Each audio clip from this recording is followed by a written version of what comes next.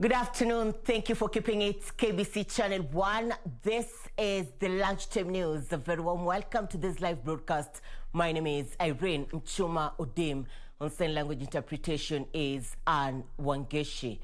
Now, the government has extended the time limit for the Interfaith Council up to December 31st, 2021. Confirming the move, Cabinet Secretary for Ministry of Interior and Coordination of National Government, Dr. Fred Matiang'i, said the religious leaders have been key players in the fight against COVID-19 disease. This as religious leaders in the red zone counties have been urged to be patient as the government further engages the Interfaith Council.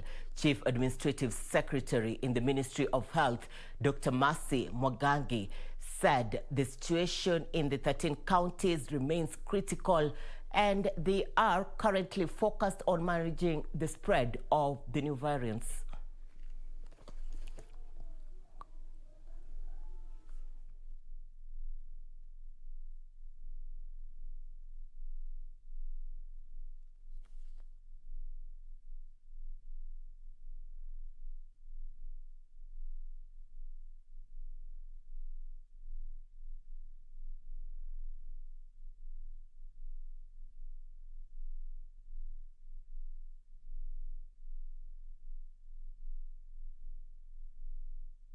Extending the life of the IFC until 31st of December 2021, so that we can continue this collaboration as we work together.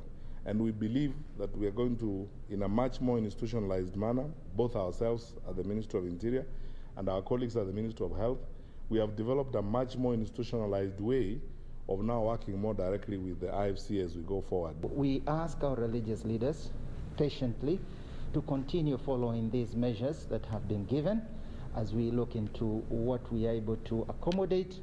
And as we all know, there is always the line of the live streaming, which continues in this time with the 15 that we've always had accepted in that live streaming.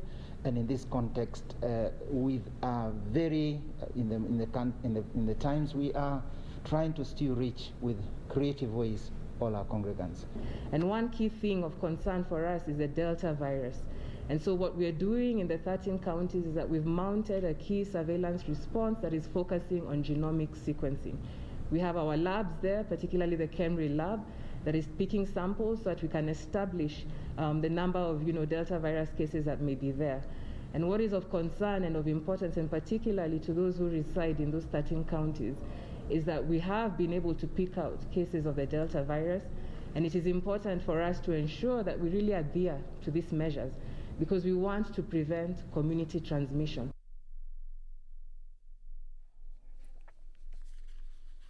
To mislead citizens, Gitonga Runo, the Secretary of the African General Independent Pentecostal Church of Kenya, and Dr. Wanjiku Ndungu, an advocate of women leadership, urged Kenyans to be objective while engaging with political leaders so that they make informed choices. They made the remarks in Limuru, Kiambu County, during the homecoming of Bishop Paul Njenga of African Independent Pentecostal Church of Kenya.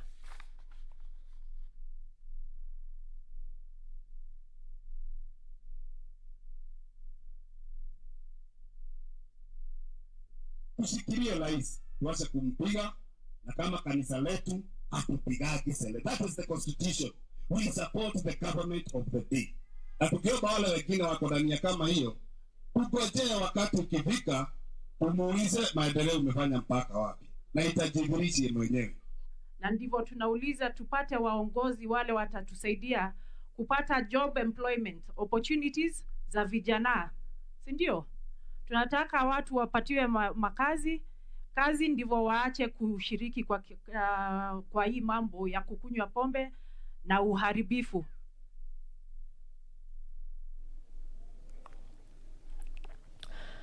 A Kenyan citizen has gone to court to block directive by Independent Electoral and Boundaries Commission IEBC requiring those seeking for elective positions to possess degree certificates.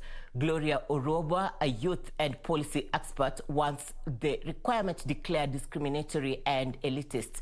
She further alleges the move will not only bar youth from contesting any elective position, but also marginalize people with leadership qualities who cannot afford university education.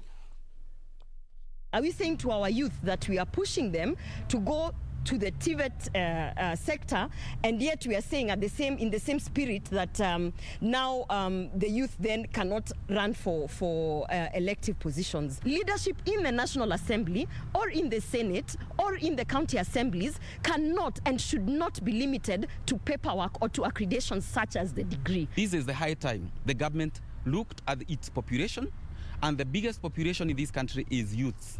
So we must be able to come up with ways of addressing the concerns of the youth.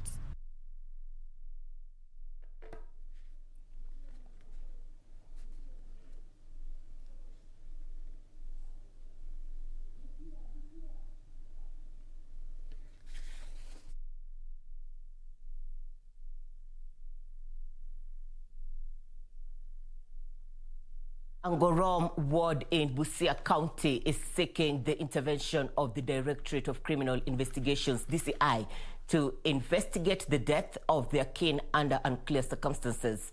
The family says their 1.5-year-old son went missing on Tuesday last week, only for his lifeless body to be found dumped in a well. His father, Isaac Emong, said the incident came amid concerns over the motive of the murder. They now want thorough investigations to be done and those involved arrested. Mechokora kwanza kwa muda mrefu sana. Wednesday wenye waliinua tu hivi ni miti ya kwanza, ya pili walipata mtoto. Ilikuwa tufanye hiyo postmortem tujue kifo ya mtoto nani anahusika nayo, yani imetokana na nani, lakini sasa uwezo ndio sina. Ningekuwa na pesa yenye naweza fanya naye ningefanya tu nijue ukweli.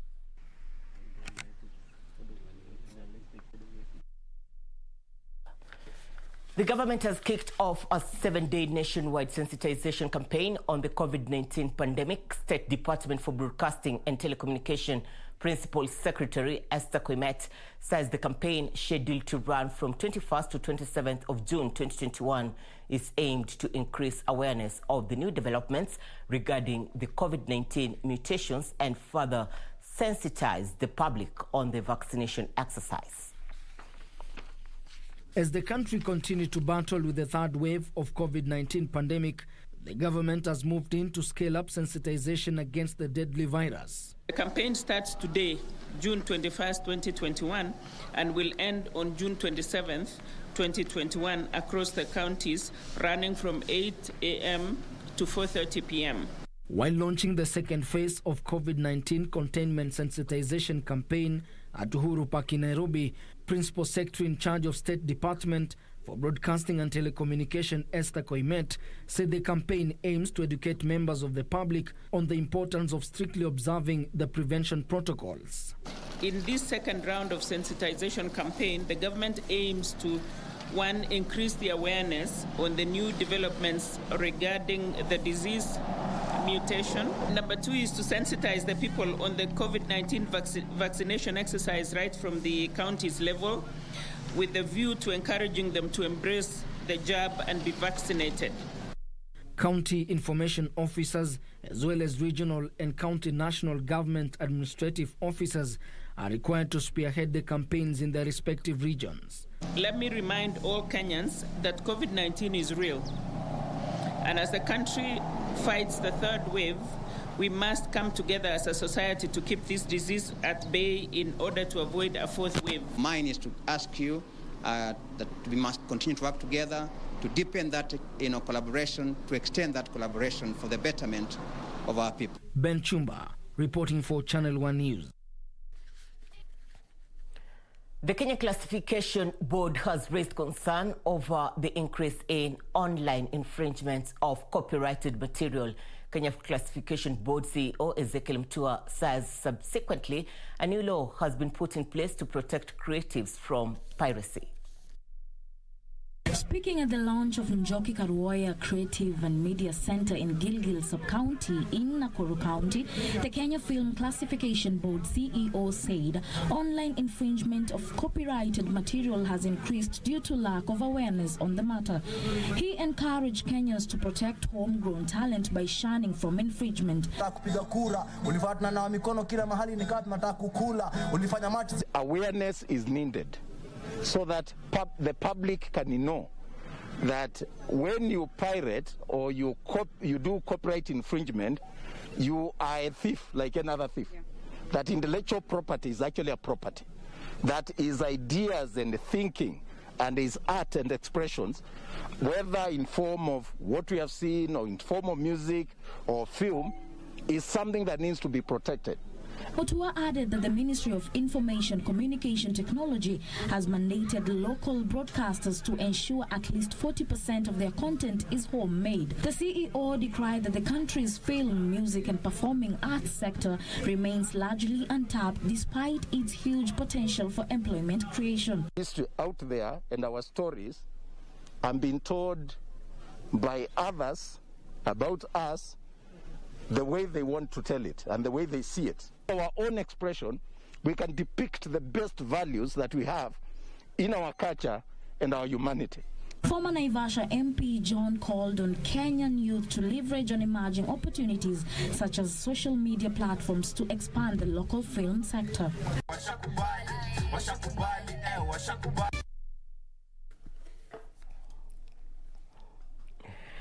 You're watching Channel 1 Lunchtime News. We do appreciate your company. We're also live on our social media platforms at KBC Channel 1 on Facebook, YouTube, and Twitter. Acknowledgements. Chris Msane, you're saying you're watching KBC Channel 1 from Kisii.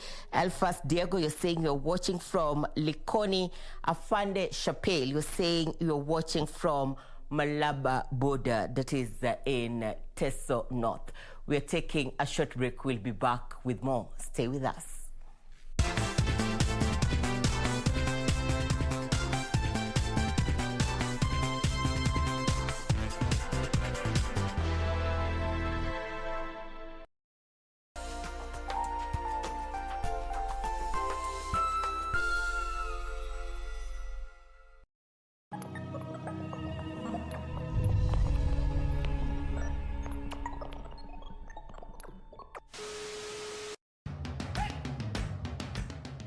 Bwana Motiso, pikipiki yako ndio hii. Uko shwani yangu. Hii pikipiki ni unakumbuka uliekelea the lowest unique bid yako ilikuwa ngapi? 18 shillings. Na unajua kuendesha hii gari?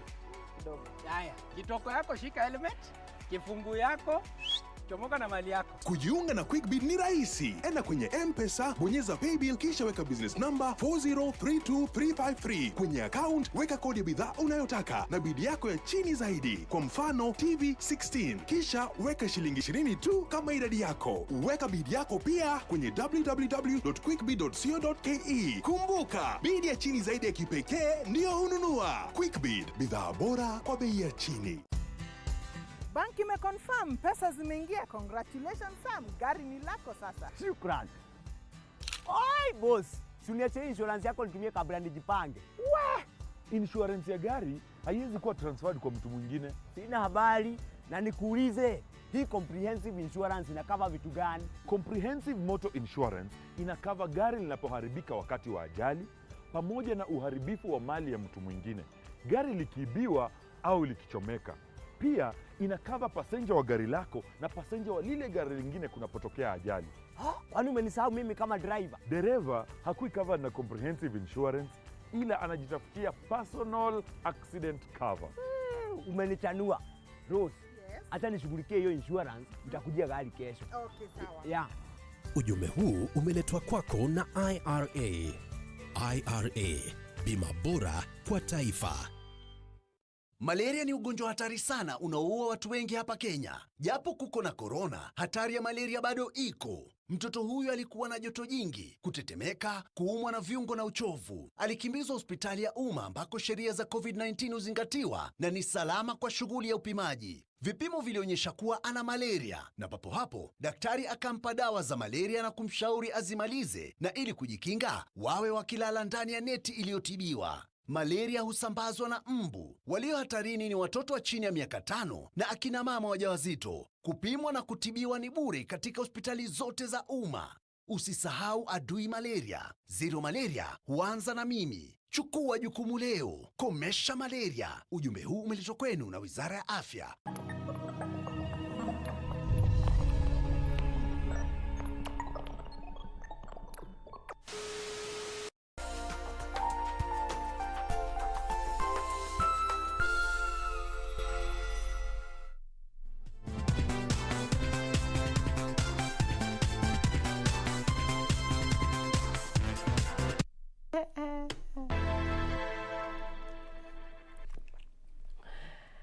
Welcome back. As the political landscape in the country takes shape ahead of the 2022 general election, a new political realignment in Kilifi County has raised eyebrows.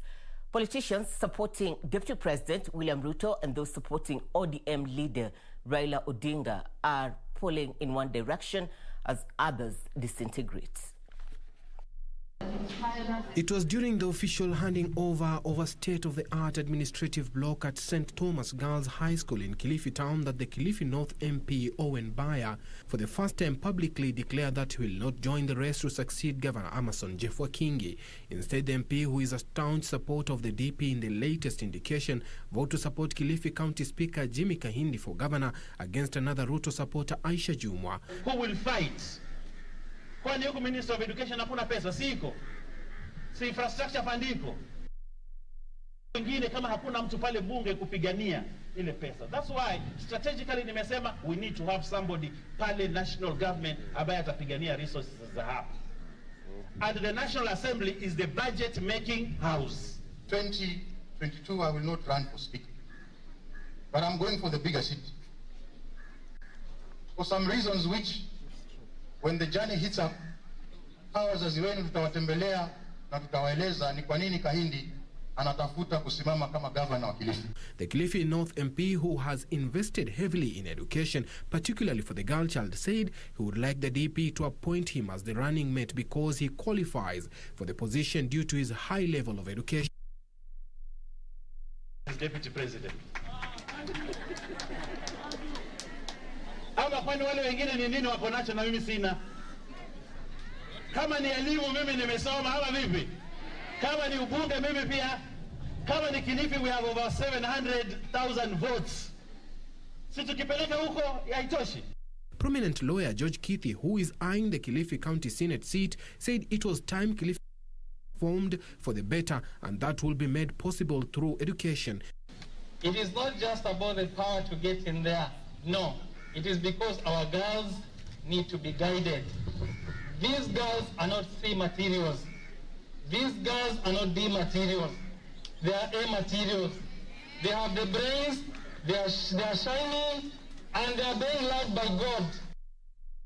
This as Ganze Member of Parliament Teddy Mwambire called for an increase in the national revenue allocation to the National Government Constituency Development Fund in order to enable constituencies to carry out more developments. Lakini kwa sasa vile sheria iko vibaya, hatuwezi tukaongeza kwa wakati huu. Kwa hivyo iwapo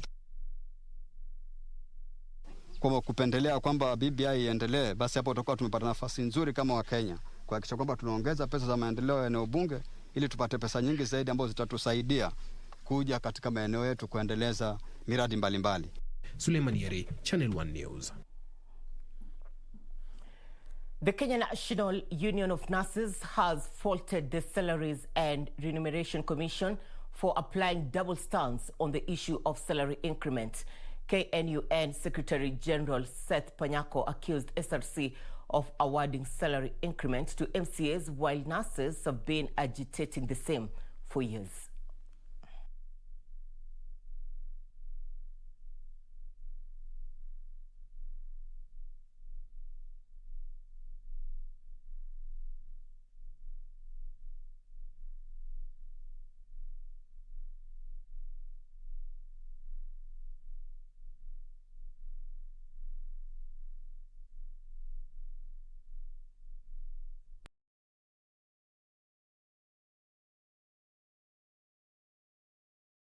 He served as the country's last vice president in the Moi era as Deputy Prime Minister during President Kibaki's first term, but out of government throughout President Uhuru Kenyatta's reign. Now, ahead of 2022 general election, his eyes are on the jackpot.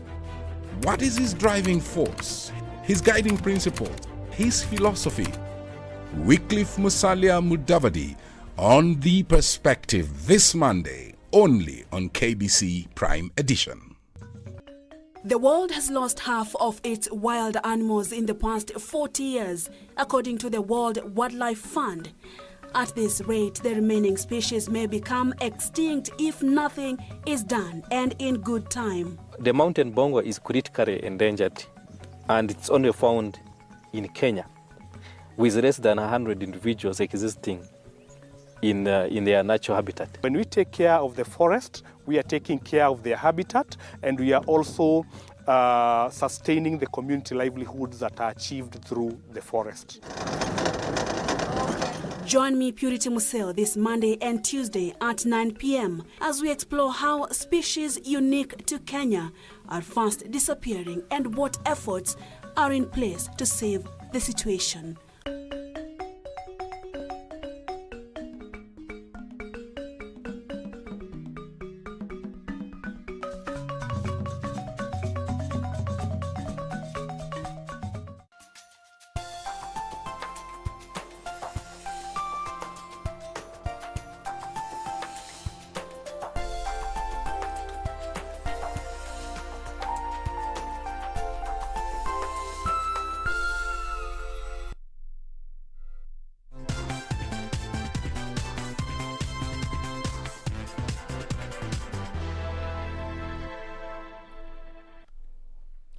Thank you for staying with us. Our apologies for technical hitch before the commercial break. Now we get back to health concerns. The Kenya National Union of Nurses has faulted the Salaries and Remunerations Commission for applying double stance on the issue of salary increment. KNUN Secretary General Seth Panyako accused SRC of awarding salary increment to MCAs while nurses have been agitating the same for years. We will also make official protest tomorrow to SRC, Ministry of Labor and Social Protection, and other government agencies that are responsible for salaries and remuneration of public servants in Kenya, objecting to roadside political gimmick being orchestrated by SRC toward public servants. We will not be abanging back for SRC. Let SRC come and tell Kenyan people the role it has played to ensure that salaries and remuneration of this country is contained. It is so strange that today we are looking at a possible referendum which is going to increase the number of members of parliament. You are clearly expanding the amount of money that is going to go into maintaining these offices. They should have opposed the proposal to expand the executive. They should have opposed the proposal to increase members of parliament, and they should have gone to ensure that the lowest paid worker in this country is earning salary which you can describe as decent salary that affords someone a decent living. The nurses are now suffering. Some of them who get infected by COVID-19 buy their own oxygen. We buy our own masks to protect ourselves because, one, the national government is not giving the counties money to purchase the PPEs, to purchase oxygen for patients.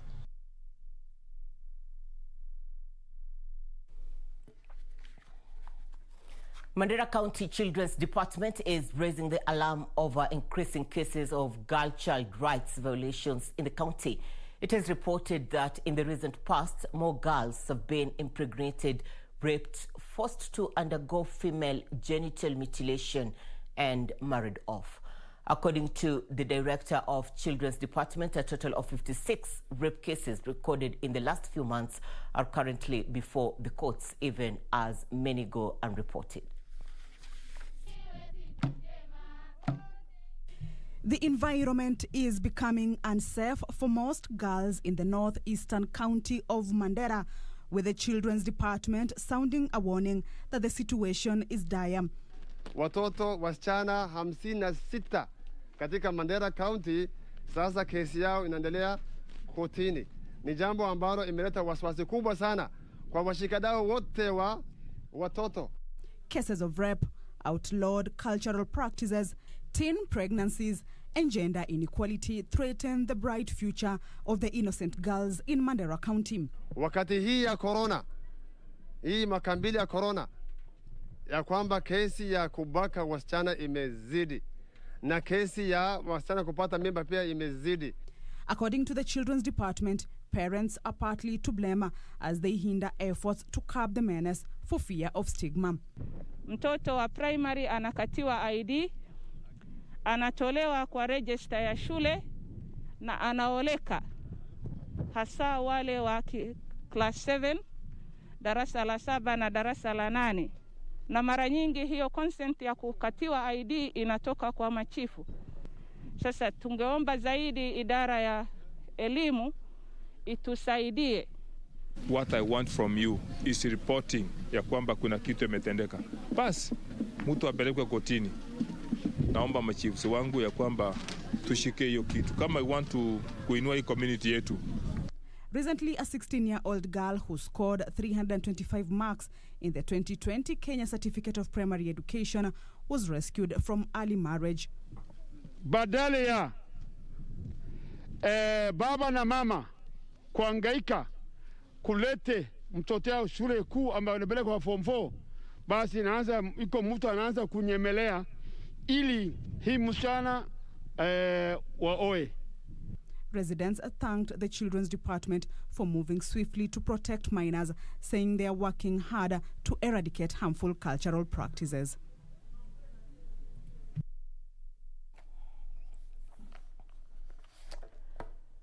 Over 12,000 patients who go for treatment at Kiandutu Level 3 Hospital in Thika, Kiambu County, have a reason to smile after well-wishers set up a new laboratory ending years of trekking in search of health services that are very key to the society. The facility that is located inside the sprawling slum of Kiandutu has been operating without a modern laboratory, forcing patients to be referred to Thika Level 5 Hospital, which is kilometers away. According to Patrick Munywa, who is the head of the facility, expansion of the facility, including establishment of an ideal maternity wing, will help patients, most of whom survive on hand-to-mouth incomes, get better treatment. The new facility, according to the administrator, will further reduce congestion at the facility. Offering all the services for level 3, that's the treatment and also the maternity services. But we would like it to expand more, to have an ideal maternity, to be able to provide more clients, to be able to receive more services, more clients here, and also many clients will be able to come here for the other services which they may require.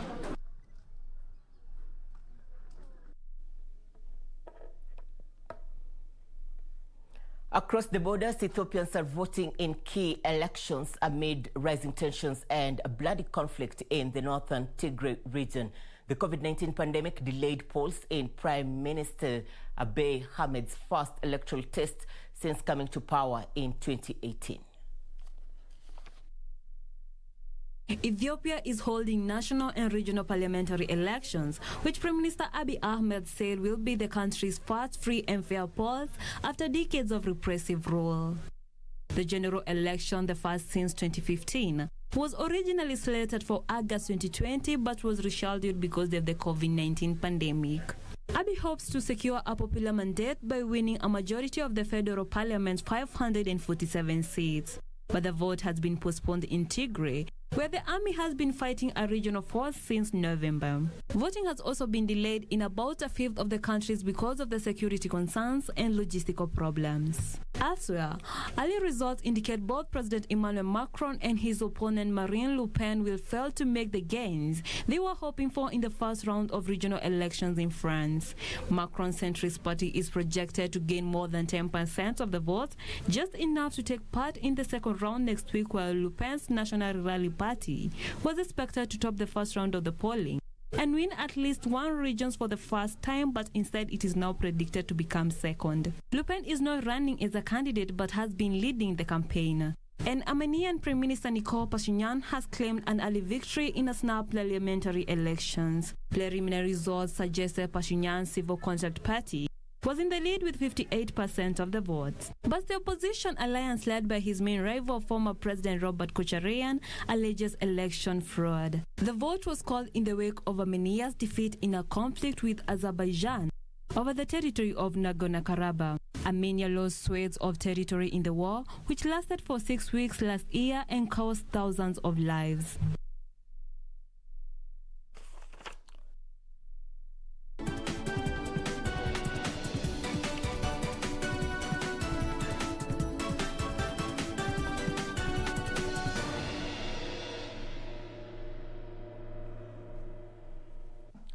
Time for Channel 1 Business News. And coffee producers say the 3 billion shillings cherry revolving fund is not enough to adequately finance coffee activities and are requesting for an additional 2 billion shillings.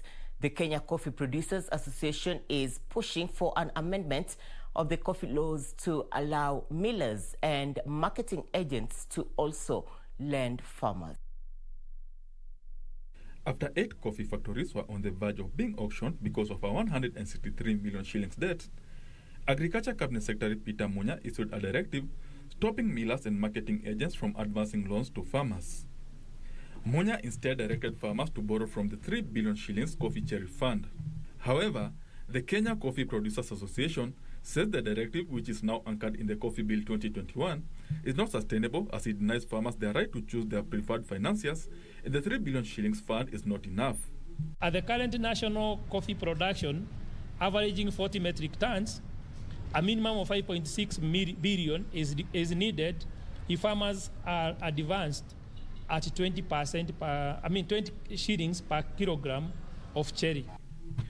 The producers are calling for the suspension of the Capital Markets Regulation 2020, saying the Capital Markets Authority has no structure to support coffee trading.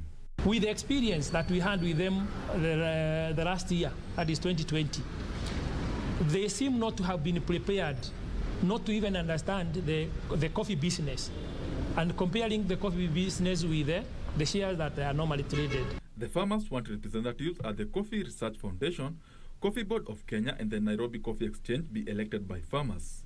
The farmers are calling for harmonization of the 2 coffee bills at the National Assembly and the Senate, and stakeholders consulted in drafting a comprehensive coffee bill that benefits farmers. Benson Rioba reporting for Channel 1 Business.